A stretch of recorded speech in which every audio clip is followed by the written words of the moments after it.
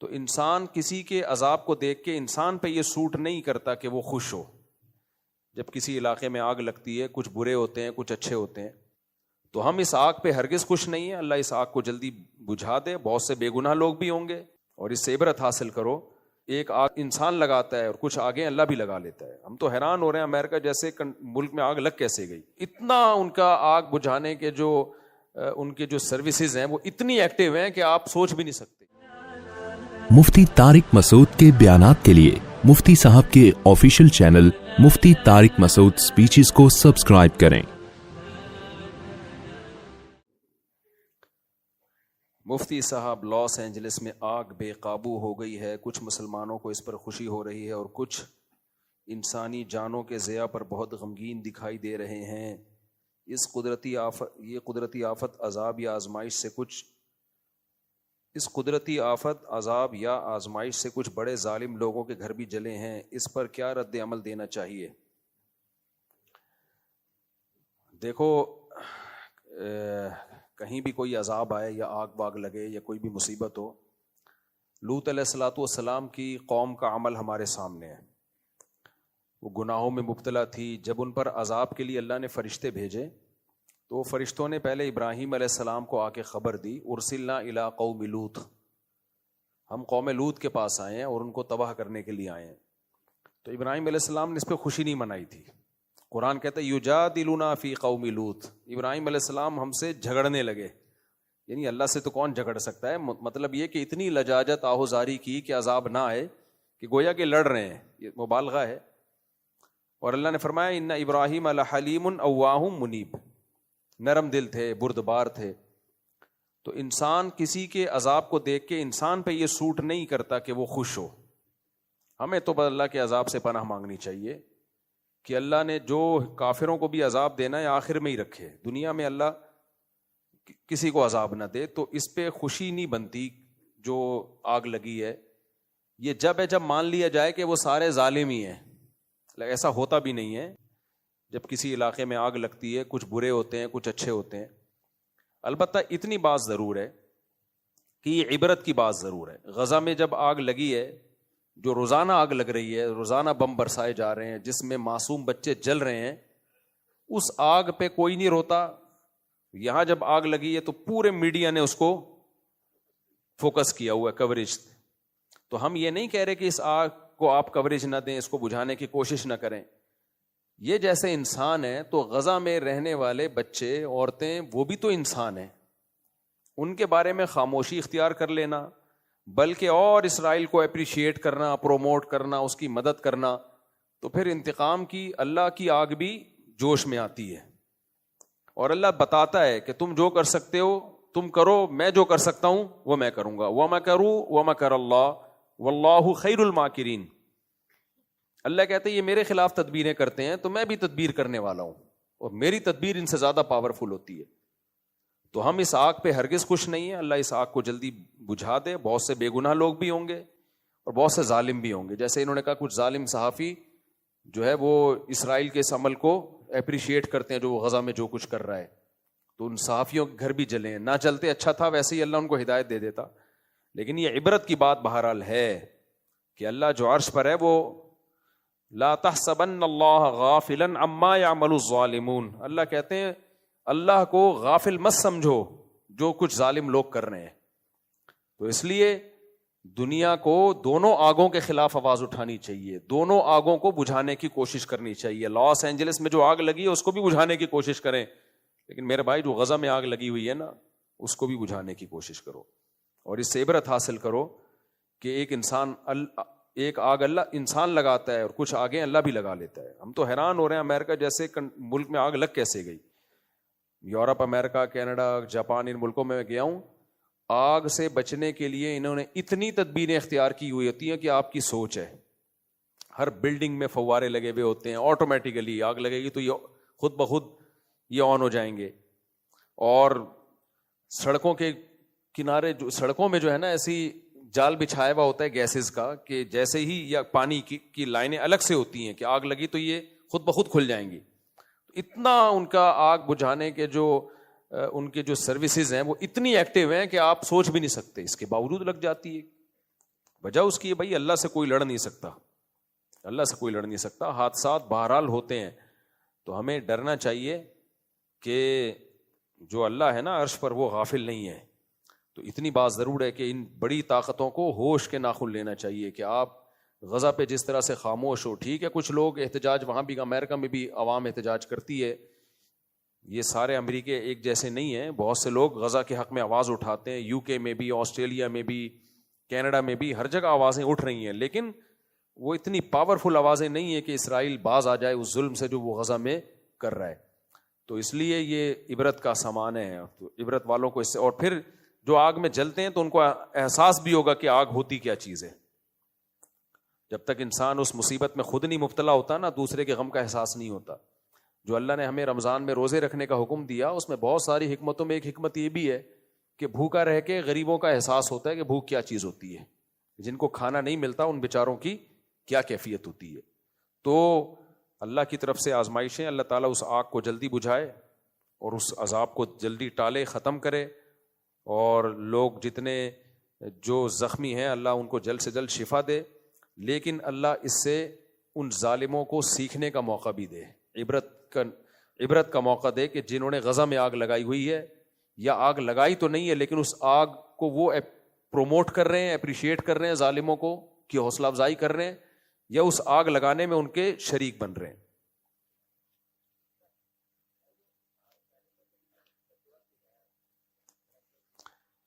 دیکھو ظالموں کے لیے بد دعا کی جائے تو وہاں سارے ظالم نہیں ہے نا، مسئلہ یہ ہے. اسپیسیفک ظالم کے لیے بد دعا کرنا تو جائز ہے، وہ بھی شدید حالات میں جب ظلم بہت بڑھ جائے تو اللہ نے اجازت دی ہے، لیکن پھر سے وہ صرف ظالم کی حد تک محدود رکھی جائے نا. میں گیا ہوں لاس اینجلس، سارے ظالم نہیں ہیں وہاں، بہت سے نیک لوگ بھی رہتے ہیں، بہت سے امریکی بھی ایسے ہیں جو اسرائیل کو سپورٹ نہیں کرتے، وہ غزہ کے حق میں، وہ غزہ پہ جو ظلم ہو رہا ہے اس کے خلاف ہیں، لیکن جب اس طرح کے اجتماعی عذاب آتے ہیں وہ تو سبھی لپیٹ میں آتے ہیں پھر اس کی. آج کل بہت سی امریکیوں کو مسلمان بنانا دنیا کا سب سے آسان کام ہے. باہر ملکوں میں ایک چیز کا ہمیں اندازہ ہوا کہ وہاں سب سے آسان کام غیر مسلم کو مسلمان بنانا ہے. تو وجہ اس کی ہے کہ وہ خالی کاغذ کی طرح ہیں، ان کی خاندانی روایات تو ختم ہو گئی نا. انڈیا میں جب ہندو مسلمان بنتا ہے نا تو اس کی پرمپرا اور پیچھے پورا خاندان اور وہ دھمکیاں اور قتل. گوروں کے یہاں تو یہ سیٹ اپ ہی نہیں ہے، چچا ماموں والا، صحیح ہے نا. اس کی انڈیویجول لائف ہے، وہ لائف پہ انجوائے کر رہا ہے، اس کو تمیز سے بات سمجھاؤ وہ سمجھ جائے گا، وہ مان جائے گا وہ. لیکن وہاں کوئی تمیز سے یہ کام کر نہیں رہا، کر رہے ہیں لیکن بہت محدود پیمانے پر کام ہو رہا ہے. ورنہ کوئی صحیح طریقے سے کام کرے نا. اچھا بہت سے تنظیمیں ہیں جو کام کر رہی ہیں، جو ہم نے اتنے ہزاروں مسلمان کر دیے، ٹھیک ہے ان کو اپریشیٹ کرنا چاہیے ان تنظیموں کو، لیکن وہ جو انہوں نے مسلمان کیے ہوتے ہیں نا وہ ان کی اتنی ایفرٹ نہیں ہوتی، وہ خود ہی مسلمان ہونے کے لیے تیار ہوئے بیٹھے ہیں لوگ. میں ملاوی گیا تو ایک بندہ لانچ میں نہیں، جس کی میں نے ولاگ بھی بنایا، ایک افریقی آیا، کرسچن تھا، وہ کہتا ہے میں ہماری داڑیاں ٹوپیاں دیکھی، کچھ مستورات بھی تھیں ہمارے ساتھ، تو وہ ان کا پردہ وردہ بھی، نماز سب دیکھا اس نے، تو ان کی عورتوں کو تو پردہ ہی نہیں ہوتا. تو یہ چیز ویسی اٹریکٹ کرتی ہے یار، کہ ان کی خواتین ہیں کیسی با پردہ، بچیوں نے بھی اسکارف پہنے ہوئے ہیں، بچوں کے بھی پورے ڈریس ہیں. یہ چیز خود انسان کو، ہر خاندانی آدمی چاہتا ہے یار کوئی تمیز کی زندگی ہو. تو وہ آیا اور کہنے لگی یہاں سے یورپ جاتے ہیں لوگ، لڑکے سوچتے ہیں ابے یار اس ٹرک میں جا رہے ہوتے ہیں. تو یہ سب 2-4 دن کے مزے ہیں، اس کے بعد یہ نیچرل لائف نہیں ہے. انسان کو پردے والی عورت ہی اچھی لگتی ہے، اپنی بیوی بیٹی ماں کو سب لوگ، مرد پردے میں ہی اچھی لگتی ہے اس کو، وہ کہ یار پردے میں ہی رہے، بیوی بھی پردے میں ہی اچھی لگتی ہے. تو عجیب سا. میں تو وہاں گیا نا ایک گھر میں کسی اس کنٹری کا نام نہیں بتاؤں گا، میں نے پہلے بھی واقعہ سنایا تھا. تو مجھے انگریزوں کے گھر اندر سے دیکھنے کا بڑا شوق تھا کہ یار ان کا کلچر تو نظر آئے. تو ایک کنٹری میں ہمارا جانو انگریز نہیں تھے وہاں پہ، غیر مسلم تھے، گورے نہیں تھے، لیکن گوروں کے ٹائپ کے ہی ہو گئے ہیں ساری دنیا. تو وہ بھی بڑا ترقی یافتہ ملک تھا. تو میں نے ان سے کہا یار تھوڑا مجھے گھر کے اندر کو تو دکھاؤ نا کیا ہے. تو وہ ان کے پڑوس تھے، انہوں نے بات کر لی. ایک انکل باہر کھڑے ہوئے تھے، ان سے اجازت لی کہ یہ اسکالر ہیں، پاکستان سے آئے ہیں، یہ آپ کے گھر کے اندر کا سیٹ اپ دیکھنا چاہ رہے ہیں کیا ہوتا ہے، یعنی کیسے رہتے ہیں آپ لوگ، ہمیں یہ ہے شوق بہت. اس نے پی ہوئی تھی نا،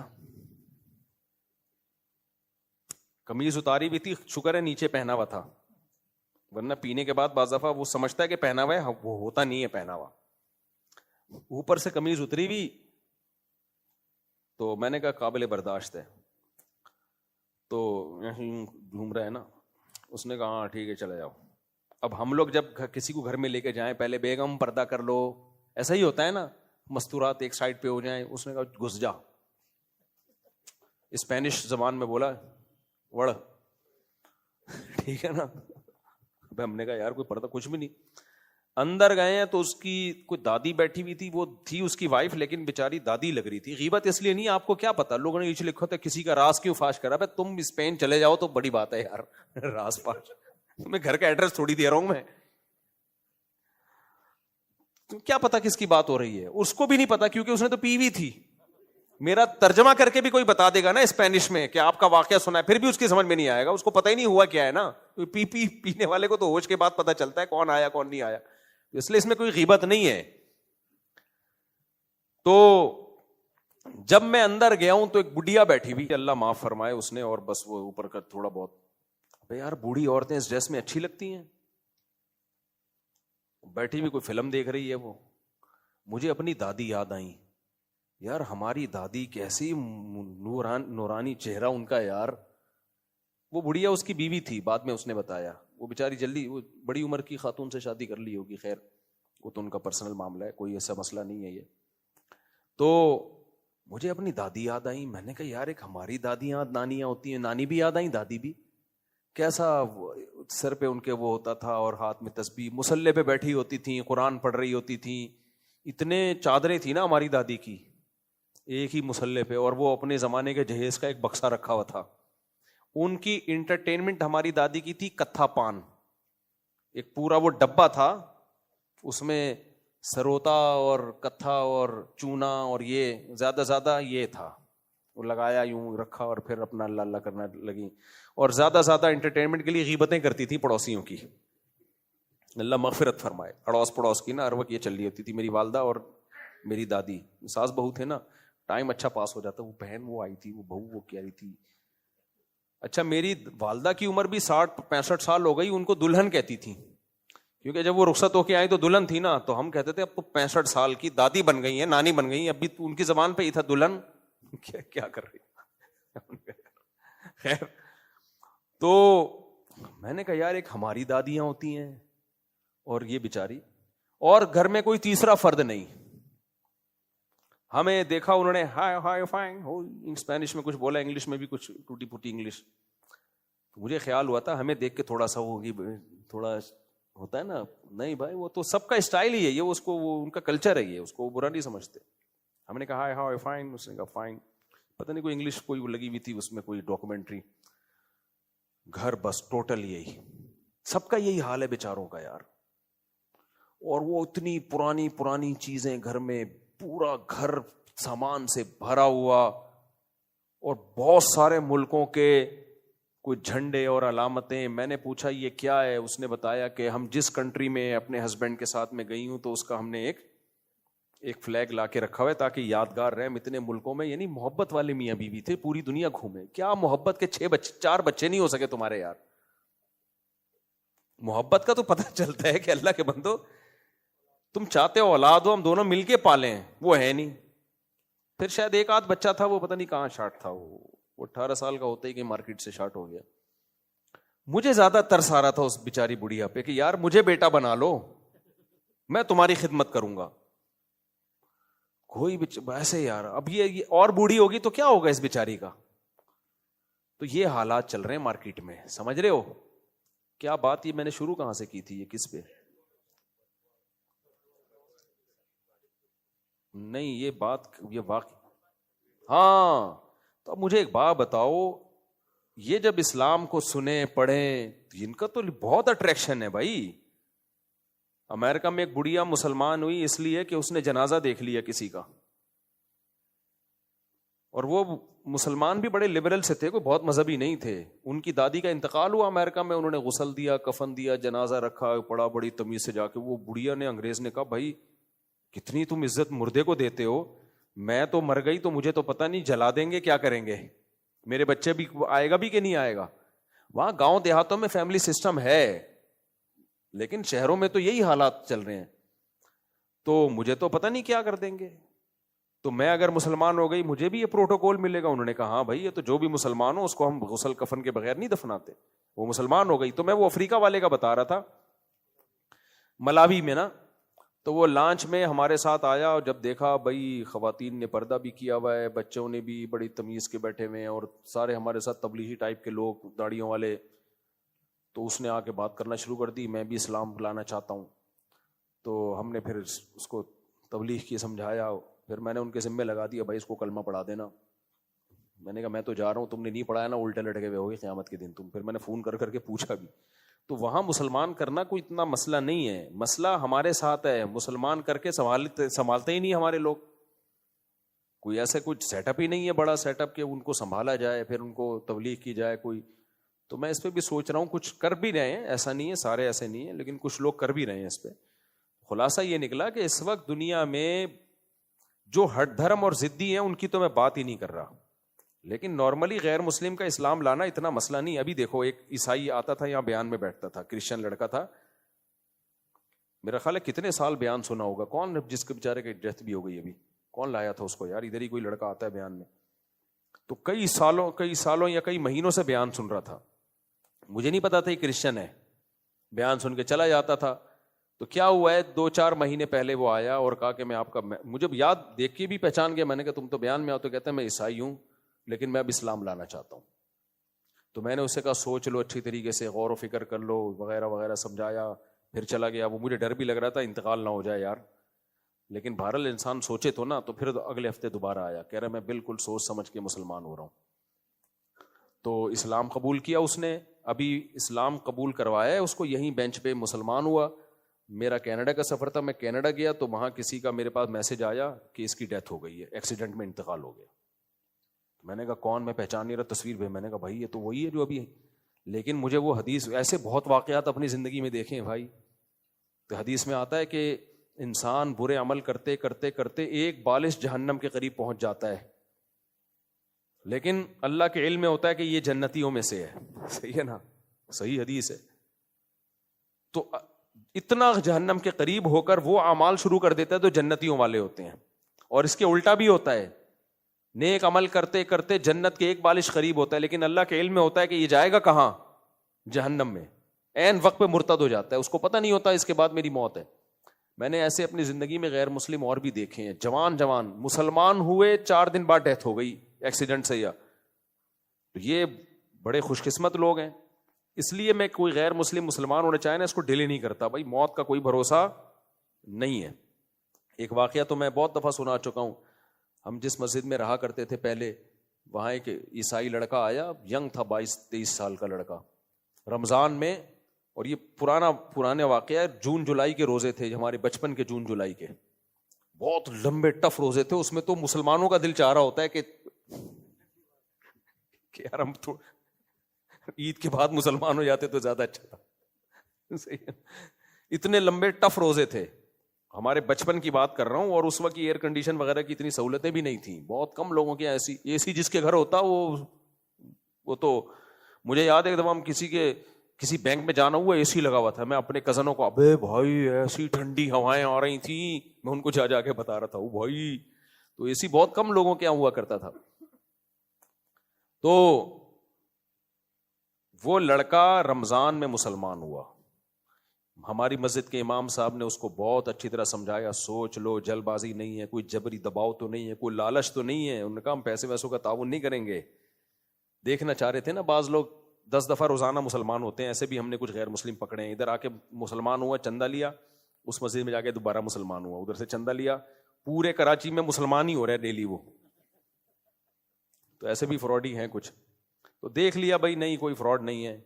تو ہمارے سامنے اس کو پھر امام صاحب نے کلمہ پڑھایا. اللہ کی قدرت، اگلے دن وہ بیمار ہوا ہے اور بخار آیا اس کو، اتنا سخت بیمار ہوا، لیکن اس نے اسی وقت وصیت کر دی، اپنے سارے خاندان میں اعلان کر دیا دیکھو میں اسلام قبول کر چکا ہوں، اور میری موت ہوئی تو مجھے غسل دیا جائے گا، مجھے کفن دیا جائے گا، میرا جنازہ پڑھا جائے گا. اور اس کی موت ہو گئی. لیکن عیسائیوں میں ایک چیز ہے، قرآن سے بھی پتہ چلتا ہے، مشاہدے سے بھی، اللہ کہتے ہیں کہ اسلام کے خلاف سب سے کم تعصب عیسائیوں میں ہے. وَلَتَجِدَنَّ أَقْرَبَهُمْ مَوَدَّةً لِلَّذِينَ آمَنُوا الَّذِينَ قَالُوا إِنَّا نَصَارَىٰ. سورہ نساء یا سورہ مائدہ کی آیات ہے کہ تم مسلمانوں کا سب سے بڑا دشمن یہود کو پاؤ گے اور مسلمانوں کے سب سے قریب تم عیسائیت کو پاؤ گے. تبھی دنیا میں اسلام قبول کرنے والوں میں جو کنورژن ہے نا سب سے زیادہ عیسائیوں کی ہے. عیسائی لوگ سب سے زیادہ مسلمان ہوتے ہیں اور ان میں تعصب بھی نسبتاً کم ہے. کوئی عیسائی مسلمان ہو جائے تو اکثر اتنا خطرناک اس کا بائیکاٹ نہیں ہوتا. ہمارے بھی کرسچن کچھ دوست تھے نا اسکول میں پڑھتے تھے تو ان کے ہم دیکھتے تھے ان کے والدین کچھ زیادہ سختی نہیں کرتے, وہی جو ٹھیک ہے. تو بلکہ بہت براڈ مائنڈیڈ سب نہیں ہوتے, کوئی لوگ ایک دم کمنٹ شروع کر دیتے ہیں فلانی جگہ. بھائی میں 100% کی بات نہیں کر رہا, میں میجورٹی کی بات کر رہا ہوں. تو انگریزوں کا اصل مذہب بھی چونکہ عیسائیت ہے, وہ بہت آرام سے مسلمان ہو جاتے ہیں. ابھی کینیڈا میں ایک انگریز ملا, میں نے پچھلی دفعہ بھی واقعہ سنایا تھا. داڑھی ماشاءاللہ اس کی فیملی کے ساتھ آیا ہوا تھا, ہوٹل میں مجھ سے ملا. کہتا ہے میں تو ٹوٹی پھوٹی اردو تھی, کہتا ہے کہ میں عیسائی تھا. میں نے کہا مسلمان کیسے ہوئے؟ کہہ رہے میں بائبل پڑھتا تھا, ایک دن میں نے قرآن پڑھا تو میری تو آنکھیں کھل گئی کہ اتنی واضح آیات, اتنی واضح توحید, اتنے واضح احکام. کہہ رہے بس میں نے ارادہ کیا مسلمان ہوتا ہوں. مسجد میں گیا, تبلیغ والے آئے ہوئے تھے 20 سال پہلے, ان کے ہاتھ پہ مسلمان ہوا. پھر مولانا شیخ الحدیث مولانا زکریا رحمۃ اللہ علیہ کا امریکہ میں مدرسہ تھا یار, انہوں نے بھی بڑے کام کرے گئے ہیں یار. کیا کیا کیا کام کر دیے یار انہوں نے. افریقہ میں ان کا کام, یو کے میں تو مدارس بھرے ہوئے, اب ساؤتھ افریقہ تو پورا فتح کر لیا ہے. سارے شیخ الحدیث مولانا زکریا کے خلیفہ ہیں ساؤتھ افریقہ میں, مدرسے ہی مدرسے. زیمبیا میں, ملاوی میں, جہاں بھی جاؤ بھائی, اور گئے بھی ہیں. آدمی کہتا ہے یار یہ کیا تھے یار یہ. پھر تبلیغ جماعت کو جو اتنی ترقی ملی ہے اس میں حضرت شیخ الحدیث مولانا زکریا رحمۃ اللہ کا بہت بڑا دخل ہے. تو اتنا کام اللہ نے ان سے لیا ہے. کہہ رہے ان کے مدرسے میں گیا, امریکہ میں ان کا مدرسہ اس وقت ان کے خلیفہ نے بنایا, پھر تو وہاں پڑھا, عالم بنے, پھر دنیا میں سفر کیا. بہرحال تو جو سب سے زیادہ اسلام قبول کرنے والے لوگ ہیں نا وہ عیسائی ہیں. ہندو بھی ہوتے ہیں بہت سارے. ایک ہندو لڑکا بھی یہاں مسلمان ہوا, وہ بہت مضبوط ایمان والا ماشاءاللہ. اپنے والد پہ اس نے اتنی محنت کی, لڑکا تھا بیچارہ نوجوان سا بالکل, اتنی محنت کی. والد مسلمان نہیں ہوتے تھے, والد بیمار ہو گئے بالکل آخری وقت نا, فالج ہو گیا ان کو. پھر والد نے آمادگی ظاہر کر دی, پھر اپنے ابا کو میرے پاس لایا, ان کو ہم نے کلمہ پڑھایا اور چند دنوں میں ابا کا انتقال ہو گیا. تو ہم نے کہا دیکھو یار کتنی ایک اس کے لیے خوشی کی بات ہوتی ہے نا. تو غیر مسلم بہت آسانی سے ہوتا ہے دم ہمارے اندر. ایک تو ہمارے آپس کے پھڈے, جب یوٹیوب پہ کسی مذہبی اسکالر کو سنو نفرت ہی پیدا ہوتی ہے. وہ فلانا ایسا ہے, وہ فلانے نے اپنی کتاب میں یہ لکھا, فلانے نے اپنی کتاب میں یہ لکھا, فلانے. ابے تو چھوڑ دے, تو بتا صحیح کیا ہے, بس اتنا کافی ہے. فلان کی ٹانگیں کھینچنے کی ضرورت